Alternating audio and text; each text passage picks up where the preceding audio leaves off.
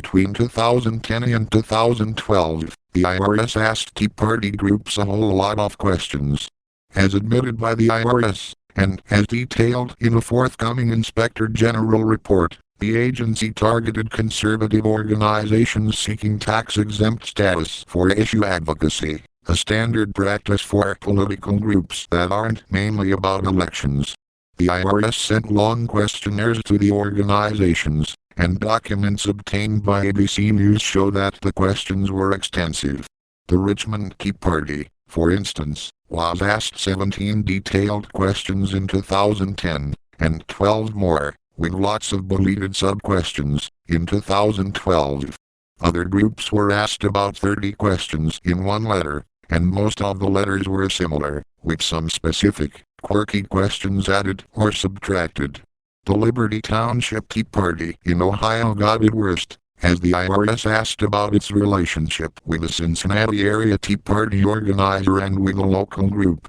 It's just hundreds of hours and plenty of money, and this was not something any American would want to have to deal with, said Larry Nordvig, executive director of the Richmond Tea Party, who joined the group earlier this year, after its IRS saga was over. Here are some of the weirdest and most notable questions and requests that ABC found in roughly half a dozen IRS questionnaires sent to Tea Party groups from 2010 to 2012. Provide a list of all issues that are important to your organization. Indicate your position regarding each issue. Please explain in detail the derivation of your organization's name. In a letter to the Ohio-based 1851 Center for Constitutional Law, please explain in detail your organization's involvement with the Tea Party. Provide details regarding your relationship with Justin Binnick Thomas, a Cincinnati area Tea Party activist. Provide information regarding the Butler County Teenage Republicans and your relationship. Submit the following information relating to your past and present directors, officers, and key employees. Provide a resume for each. The names of the donors, contributors, and grantors. Ellipsis points the amounts of each of the donations, contributions, and grants and the dates you received them. The names of persons from your organization and the amount of time they spent on the event or program. For events, provide copies of the handbills you distributed at your monthly meetings. Fully describe your youth outreach program with the local school. Please provide copies of all your current web pages, including your blog posts.